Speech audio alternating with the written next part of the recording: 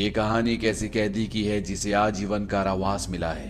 वो अपने जीवन की आखिरी सांस तक जेल के अंदर ही रहेगा। पर जब उसे पता चलता है कि उसकी बेटी को उसकी जरूरत है तो वो किसी भी कीमत पर इस जेल से निकलना चाहता है। Bollywood silver screen presenting the escapist. इस कहानी की शुरुआत में जेल से भागते हुए कुछ कैदियों को दिखाया जाता है जो फर्श तोड़कर नीचे टनल में चले जाते हैं, और इसके बाद उस डक्ट को दिखाया जाता है जहां से सब के सब यहां तक पहुंचे हैं। वहां पर एक वुलन कैप भी होती है। यहां से कहानी चली जाती है फ्लैशबैक में, जहां पर जेल के अंदर कई सारे कैदी हैं और इन्हीं कैदियों में एक कैदी होता है जिसका नाम पैरी है। पैरी को उम्र कैद की सजा है, यानी कि वो जेल से कभी भी बाहर नहीं जा सकता। उसे अपनी पूरी जिंदगी इसी जेल के अंदर बितानी होगी और ना ही उसे पैरोल पे बाहर छोड़ा जाएगा। पैरी का जो सेलमेट होता है, जो कई सालों से उसके साथ है, उसकी सजा पूरी हो चुकी है और वो यहाँ से चला जाता है। उसके बदले यहाँ पर एक नया लड़का आता है। इसका नाम लेसी होता है और अब लेसी पैरी के साथ उसी के सेल में रहेगा क्योंकि वो उसका नया सेलमेट है। यहाँ पर पैरी के बहुत सारे लेटर्स वापस आए होते हैं जो उसने पिछले 14 साल में अपनी बेटी को लिखे हैं। पर 14 साल में आज पहली बार उसे एक लेटर मिलता है जिसमें ये लिखा होता है कि ड्रग की ओवरडोज की वजह से उसकी बेटी की तबीयत बहुत ज्यादा खराब है, उसकी जान भी जा सकती है। ये संदेश मिलने के बाद पैरी पूरी तरह से परेशान हो जाता है क्योंकि वो अपनी बेटी से बहुत प्यार करता है और अब किसी भी कीमत पर वो इस जेल से भागकर अपनी बेटी के पास जाना चाहता है, उससे मिलना चाहता है। जब वो वॉशिंग मशीन के अंदर कपड़े लेने के लिए जाता है तो वो देखता है कि वहां पर एक ऐसी जगह होती है जहां से ड्रायर की हवा बाहर निकलने का रास्ता होता है। ये एक एयर वेंट है। वहीं ऊपर उसे एक पानी का पाइप भी दिखता है और वो समझ जाता है कि ये दोनों नाले से कनेक्ट होते हैं और यहाँ से भागा जा सकता है। पर वो जानता है कि यहाँ से अकेले नहीं भागा जा सकता, इसीलिए वो अपने एक दोस्त जिसका नाम ब्रॉडी होता है उसे अपना पूरा प्लान बताता है। वो कहता है कि मेरी बेटी का दिल 2 बार बंद हो चुका है और किसी भी कीमत पर मैं यहाँ से भागकर उससे मिलना चाहता हूँ। ब्रॉडी कहता है जो तुम कह रहे हो करना इतना आसान नहीं है क्योंकि एयर वेंट पर जो सॉलिड स्टील है उसे खोलकर आगे बढ़ना नामुमकिन है। पैरी कहता है एक आदमी कर सकता है और वो लैनी है। लैनी एक चोर और बॉक्सर है जो बहुत ही पावरफुल है। ब्रॉडी कहता है कि अगर तुम एयर वेंट के अंदर चली भी गए तो तुम ज्यादा दूर तक नहीं जा सकते। पैरी कहता है इसीलिए मैं तुमसे पूछ रहा हूँ। दरअसल ब्रॉडी को इस जेल के नक्शों का पूरा आइडिया होता है पर वो रिस्क नहीं लेना चाहता, इसीलिए वो सोच में पड़ जाता है। पैरी लैनी के पास जाता है जो कि बॉक्सर और एक चोर है। वो उसे अपने प्लान के बारे में बताता है और वो उनका साथ देने के लिए तैयार हो जाता है। यहाँ पर ब्रॉडी भी मान जाता है और अब ये तीनों के तीनों एक साथ मिलकर प्लान बनाना शुरू करते हैं। पैरी इन दोनों को बताता है कि हमें किसी भी तरह लॉन्ड्री तक पहुंचना होगा, पर लॉन्ड्री तक पहुंचना इतना आसान नहीं है क्योंकि वहां पर 3 गेट्स है, साथ ही साथ वहां पर गार्ड भी होता है। लैनी कहता है कि मैं एक चोर हूं ना कि जादूगर। पैरी बताता है कि वहां पहुंचने का एक और रास्ता है। दरअसल जेल के अंदर एक चर्च है और चर्च में एक कन्फेशन रूम है और उस कन्फेशन रूम से एक रास्ता होता है जो सीधा लॉन्ड्री तक पहुंचता है। लैनी कहता है लेकिन हम चर्च के अंदर पहुंचेंगे कैसे? पैरी कहता है कि इसका रास्ता मेरे पास है। दरअसल जब पैरी चर्च के अंदर गया होता है तो वहां पर दरवाजे पर जो चाबी लगी होती है, पैरी ने उसका निशान चिकनी मिट्टी पर ले लिया होता है, यानी कि अब ये चाबी बना सकते हैं। पर अभी भी एक सबसे बड़ी प्रॉब्लम ये होती है कि जब ये लॉन्ड्री तक पहुंच जाएंगे तो वहां पर जो एयर वेंट है उसे काटेंगे कैसे, क्योंकि वो स्टील का होता है और ये काटना इतना आसान नहीं है। पर लैनी इसका रास्ता निकाल लेता है। उसकी सेल में जो लोहे का स्टूल होता है वो उसकी पाइप्स काटता है और उससे एक रॉड बनाता है। वहीं पर वो एक सांचा बनाता है जिसमें वो एक हीरा फिट करके उस स्टील को काट सकता है।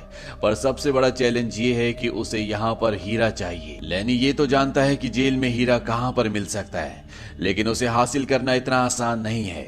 दरअसल जेल के अंदर जो कैदी हैं ये आपस में फाइट करते हैं और दूसरे कैदी इन पर पैसे लगाते हैं। यहाँ पे एक बहुत ताकतवर फाइटर होता है। इस फाइटर के दांत में हीरा लगा होता है पर इससे कोई भी फाइट करने से डरता है। लैनी उसे चैलेंज कर देता है और उसके बीच में और उस फाइटर के बीच में लड़ाई होती है। वो फाइटर लैनी को बहुत बुरी तरह से मारता है पर लैनी उसका वो दांत जिसमें हीरा लगा हुआ है वो तोड़ने में कामयाब हो जाता है और अब लैनी के पास हीरा है। लेनी हीरा उस रॉड पर फिट कर देता है जिससे वो एयर वेंट को काटेगा। इसके बाद ये पूरा प्लान एक बार फिर से डिस्कस करते हैं। सबसे पहले ये चर्च के अंदर जाएंगे और वहां पर जो कन्फेशन रूम है वहां से लॉन्ड्री तक पहुंचेंगे। लॉन्ड्री तक पहुंचने के बाद एयर वेंट को ये हीरे से काटेंगे और वहां से आगे बढ़ने के बाद ये उस जगह तक पहुंच जाएंगे जहां पर ड्रेन सिस्टम है। ड्रेन सिस्टम से इन्हें और भी नीचे टनल्स तक जाना होगा और उसके बाद ये नदी तक पहुंच जाएंगी। नदी से होते हुए इन्हें आगे बढ़ना होगा। लैनी कहता है कि मुझे तैरना नहीं आता। ब्रॉडी कहता है तुम्हें तैरने की जरूरत नहीं है, वहां पर एक बहुत बड़ा बांध है जहां पर नदी है और नदी के नीचे टनल्स हैं जो रेलवे लाइन को कनेक्ट होती है और हमें उन्हीं टनल्स के नीचे से रेलवे लाइन तक पहुंचना होगा जो हमें सीधा मेट्रो स्टेशन तक ले जाएंगी। पेरी कहता है हाँ, और हम मेट्रो स्टेशन की भीड़ में कहीं गायब हो जाएंगे। ब्रॉडी कहता है हम ऐसा नहीं कर सकते, हमें स्टेशन खुलने से पहले वहां स्टेशन पर पहुंचना होगा क्योंकि ठीक 5 बजे जब मेट्रो शुरू होती है तो रेलवे ट्रैक्स पर 630 वोल्ट का करंट छोड़ दिया जाता है। इसीलिए हमें 5 बजे से पहले स्टेशन तक पहुंचना होगा। और अब इनका पूरा प्लान बन चुका है, बस इन्हें इस प्लान को अंजाम देना है। पर चीजें इतनी आसान नहीं होती।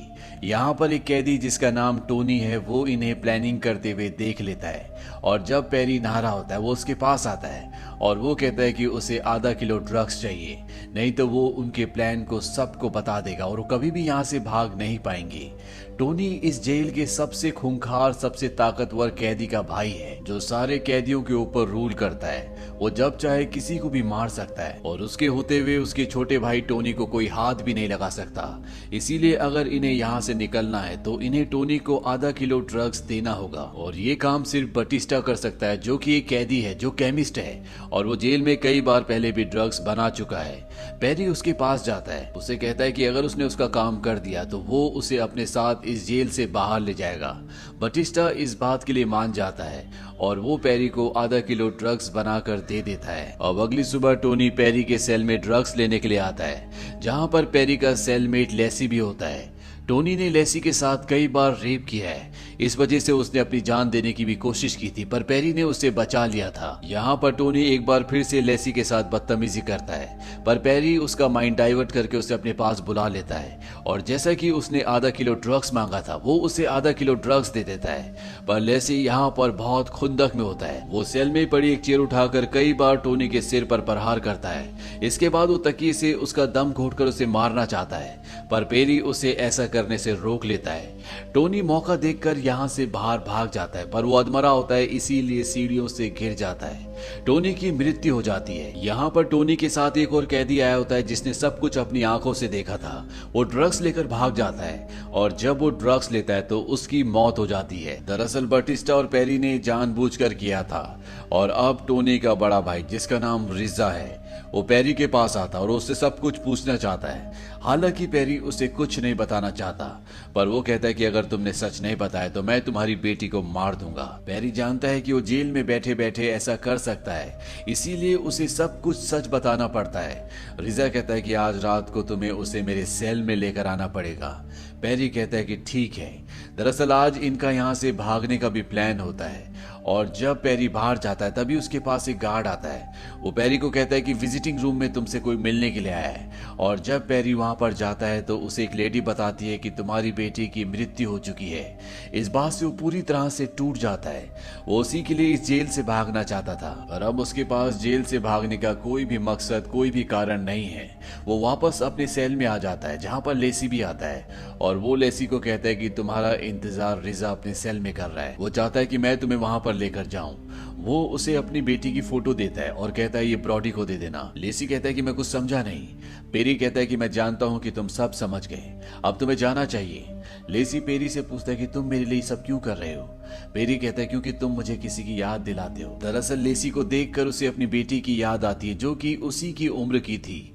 वहीं दूसरी तरफ ये दिखाया जाता है कि लेनी, बटिस्टा और ब्रॉडी ये तीनों के तीनों चर्च के अंदर चले जाते हैं और चर्च के अंदर जो कन्फेशन रूम होता है वहां पर छेद छेद करके लॉन्ड्री की तरफ बढ़ना शुरू कर देते हैं। तभी वहां पर लेसी भी आ जाता है। ब्रॉडी लेसी को देखकर पूरी तरह से शॉक्ड हो जाता है, उसे गुस्सा भी आता है। वो कहता है कि पेरी कहां पर है। तभी लेसी उसे पेरी की बेटी की फोटो दिखाता है। ब्रॉडी समझ जाता है कि इसे उसके दोस्त पेरी ने भेजा है। इसके बाद ये वहां पर छेद करके चारों के चारों नीचे की तरफ जाना शुरू कर देते हैं। अब पेरी भी वहां पर आ जाता है और ब्रॉडी की जो कैप पड़ी होती है उसे उठाकर वो भी उस छेद के अंदर चला जाता है।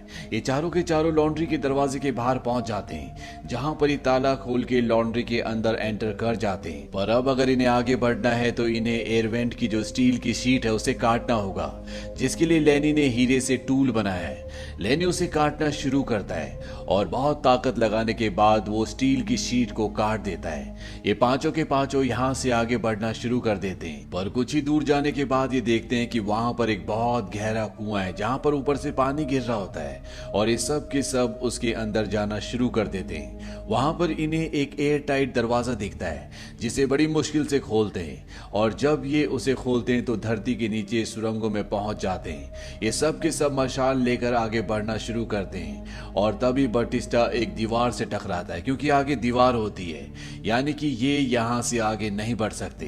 ये सब यहाँ पर फंस चुके हैं, इसीलिए सब के सब हताश हो जाते हैं। लेसी यहाँ पर फ्रस्ट्रेशन में शिट कह देता है और इस बात से लेनी को गुस्सा आता है, क्योंकि वो उनके प्लान में शामिल नहीं था। वो उसे एक पंच मारता है, लेकिन पंच उसे नहीं बल्कि दीवार को लगता है और दीवार से एक मिट्टी का टुकड़ा नीचे गिरता है। ये समझ जाते हैं कि ये दीवार कच्ची है और इसके बाद इनके पास जो लोहे की रॉड होती है उससे दीवार को खोदना शुरू कर देते हैं और बहुत जल्दी ये उसमें एक बहुत बड़ा छेद बना देते हैं। छेद होने के बाद ब्रॉडी उसके अंदर जाता है और वो दूसरी तरफ दीवार को धकेलना शुरू कर देता है, पर तभी ऊपर से बहुत सारी मिट्टी गिर जाती है, जिससे वो पूरा उसके अंदर दब जाता है। बहुत मुश्किल से ब्रॉडी को बाहर निकाला जाता है और ये सब के सब दीवार के दूसरी तरफ पहुंच जाते हैं। ब्रॉडी अब जख्मी है, इसीलिए बटिस्टा उसे अपने कंधे पर लेकर आगे बढ़ता है और आगे जाने के बाद ये एक स्टेशन पर पहुंच जाते हैं जो कई सालों से बंद है। यहाँ पर ये मैप भी देखते हैं, जिससे इन्हें समझ में आ जाता है कि ये सही रास्ते पर हैं। इन्हें 1 घंटे के अंदर स्टेशन तक पहुंचना होगा, क्योंकि ठीक 5 बजे रेलवे ट्रैक्स पर करंट छोड़ दिया जाएगा। ब्रॉडी को इन्हें यहीं पर छोड़ना पड़ता है, क्योंकि उसकी मृत्यु हो चुकी है। ये उसे एक बेंच पर बिठाकर आगे निकल पड़ते हैं। तभी ये देखते हैं कि कुछ गार्ड्स इनका पीछा कर रहे हैं। ये सब के सब नीचे पानी में कूद जाते हैं और किसी तरह से गार्ड से बचकर ये किनारे तक पहुंच जाते हैं। किनारे पर पहुंचने के बाद ये उस ट्रैक की तरफ बढ़ चलते हैं जहां से बाहर निकल सकते हैं, पर तभी यहाँ पर बटिस्टा का पैर ट्रैक के बीच में फंस जाता है। लेनी उसका पैर छुड़ाने के लिए जाता है, क्योंकि पीछे से एक ट्रेन आ रही होती है, पर इससे पहले कि वो उसका पैर छुड़ाता, ट्रेन उन दोनों को कुचल कर आगे निकल जाती है, यानी कि उन दोनों की मृत्यु हो चुकी है और अब यहाँ पर सिर्फ 2 बचे हैं, एक लेसी और दूसरा पेरी। ये दोनों के दोनों आगे बढ़ते हुए स्टेशन तक, प्लेटफॉर्म तक पहुंच जाते हैं, यानी कि ये दोनों आजाद हो चुके हैं, अपनी मंजिल तक पहुंच चुके हैं। यहाँ पर पेरी के पेट पर एक जख्म भी दिखाया जाता है, यानी कि वो जख्मी है। वो लेसी को बोलता है कि तुम जाओ। लेसी वहां से भागता हुआ निकल जाता है और पेरी अब अपने आप को आजाद करने के लिए धीरे धीरे एस्केलेटर से ऊपर बढ़ना शुरू कर देता है और जैसे ही ऊपर पहुंचने वाला है उसे एक झटका लगता है, जैसे पीछे से उसे किसी ने मारा हो। और तभी ये दिखाया जाता है कि वो अभी भी जेल के अंदर है। वो टोनी, जिसका कत्ल कर दिया गया था, उसके बड़े भाई रिजा, जो कि सभी कैदियों के ऊपर अपना हुक्म चलाता है, उसकी सेल के अंदर होता है और रिजा ने उसे पीछे से चाकू मारा होता है। दरअसल वो कभी इस जेल से बाहर निकला ही नहीं और ये जो भी कहानी चल रही थी उसके दिमाग में, उसके हेल्यूसिनेशन में चल रही थी। वो चारों के चारों कैदी यहाँ से भाग चुके हैं। पेरी कभी जेल से भागा ही नहीं था, क्योंकि उसकी बेटी की मृत्यु हो चुकी है और उसके भागने का अब कोई भी मकसद नहीं था, इसीलिए उसने अपने बदले लेसी को यहाँ से भगा दिया था। और अब कहानी वहीं पर आती है जहाँ से शुरू हुई थी, जहाँ पर चारों कैदी फर्श तोड़कर नीचे टनल में कूद गए हैं। वहां पर एक वुलन कैप भी है और तभी ब्रॉडी ऊपर आता है। वो उस कैप को उठाता है और नीचे चला जाता है, यानी कि चारों के चारों जिंदा है, क्योंकि पेरी के दिमाग से जब हमें कहानी दिखाई गई थी तो उसने वुलन कैप को उठाया था, पर असलियत में ब्रॉडी अपनी कैप खुद उठाता है, यानी कि वो चारों के चारों यहाँ से निकल चुके हैं। पेरी अपनी जान इसलिए भी देता है क्योंकि गार्ड को डिस्ट्रैक्ट करना चाहता है, ताकि सबका ध्यान उसके ऊपर चला जाए, कोई भी सेल्स की चेकिंग ना करे और ये चारों के चारों यहाँ से भागने में कामयाब हो जाए, जो कि होता भी है। और अंत में हमें दिखाया जाता है कि पेरी अपनी जिंदगी की आखिरी सांसें ले रहे हैं और तभी उसे नदी के किनारे अपनी बेटी दिखती है। वो उसके पास जाता है और अपनी बेटी को, जिससे वो इस दुनिया में सबसे ज्यादा प्यार करता है, उसे अपने गले से लगा लेता है। शायद ये मौत के बाद की वो दुनिया है जहां पर सब कुछ अच्छा ही होता है। तो ये थी कहानी द एस्केपिस्ट की। ये मूवी ईयर 2008 में रिलीज हुई थी। IMDb पर इसकी रेटिंग है 6.7। उम्मीद करते हैं कि ये कहानी आपको पसंद आई होगी।